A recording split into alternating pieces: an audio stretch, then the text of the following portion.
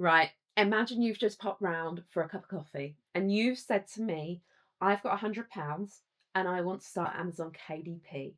What should I actually spend my money on? And the reason we're going to break this down today is because this question comes up all of the time. And honestly, I wish someone had sat me down and talked this through with me at the beginning because I didn't waste loads of money, but I wasted enough to slow myself down.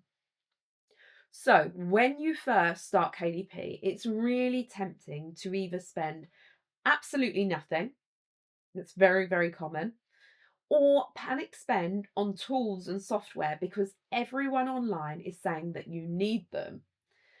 Now, neither of those approaches are great, let's face it. So, if I was starting again today, knowing exactly what I know now, this is exactly how I'd think about £100. So, first thing, I wouldn't spend it all on tools. Most people don't struggle with KDP because they didn't have the right software.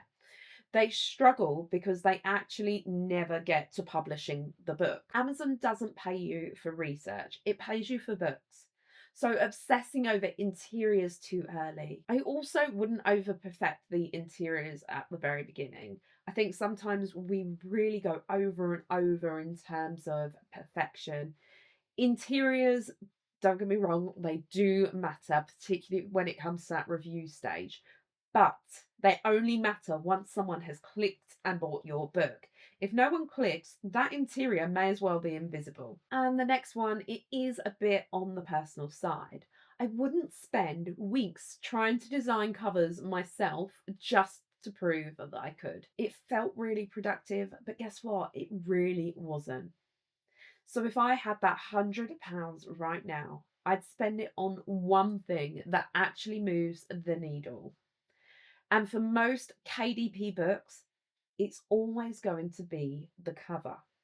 Now, I'm not saying you need to go out there and you need to spend a full £100 on one cover, but what I would say is you could buy several covers. I've got another video, by the way, guys, which I will link, that where I hire 3 different freelancers from Fiverr and showing you basically the different value on what you get for your money. But remember this, Amazon is basically a giant scrolling platform. People are making decisions in seconds, not minutes. Your cover isn't about being pretty, it's about being clear. And that's definitely a pitfall that I fell into. I was so obsessed with doing these pretty designs that they weren't really selling. And a lot of KDP covers don't fail because the design is bad. It's just that no one has ever clicked them. And it's exactly why I use Fiverr. Not because it's perfect, but because it lets you outsource without going all in. You're not hiring an agency, you're not getting locked in on anything, you are just testing. There are thousands of designers over on Fiverr at every price point.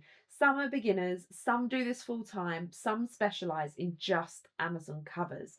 And that's actually why it works so well for KDP. You can try things, you can refine your brief and scale up when it makes sense. In my recent video, I actually tested this properly and it was something that I'd always wanted to do and I was given the opportunity.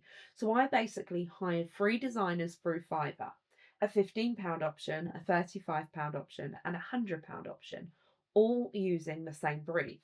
And the biggest difference wasn't talent, it was clarity. Most people think the problem is finding the best designer, and it really isn't. The real skill is actually knowing what to ask for.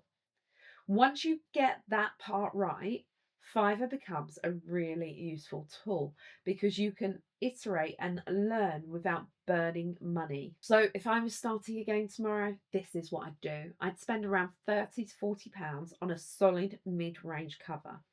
I'd keep some budget back for revisions, although many sellers will offer unlimited revisions. My £35 seller, she offered unlimited revisions on whatever I needed.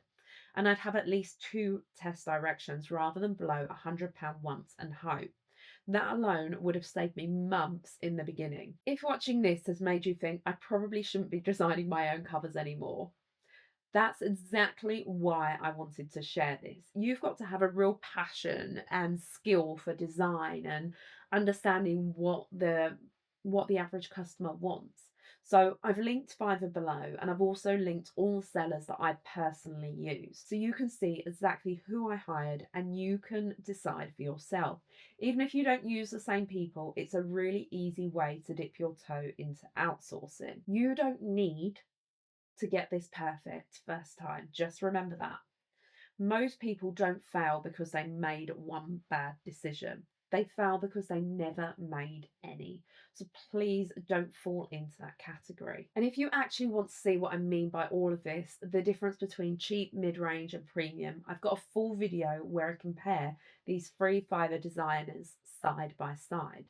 Same brief, different budgets, and I'm really honest about what worked, what didn't, and what I changed. This video gives you a lot more context because you can see how spending a little bit more actually plays out in real life. I'm going to link that video in the description and in the pinned comments as well. If you're watching this a little later, I'm also creating a video based around me selling the premium cover and how that goes. I really hope that this video has been useful for you. Let me know in the comments where you are with your Amazon KDP journey, and if you have hired out any freelancers, I'd be really interested to see what your experience was like.